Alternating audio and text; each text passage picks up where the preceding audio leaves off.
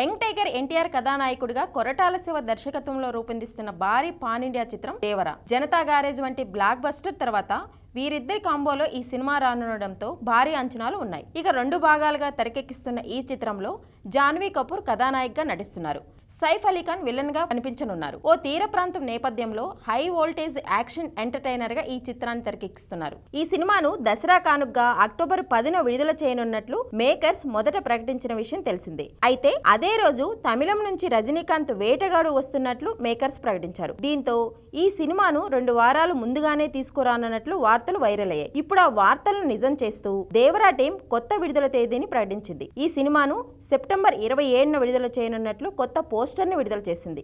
NTR arts, Yuvasudha arts పతాకాలపై Sudhakar Harikrishna కే ఈ చిత్రాన్ని నిర్మిస్తున్నారు. మరోవైపు అదే రోజున పవన్ కళ్యాణ్ ఓజీ విడుదలవుతున్నట్లు మేకర్స్ ప్రకటించగా తాజాగా ఆ చిత్రం వాయిదా పడినట్టు తెలుస్తోంది.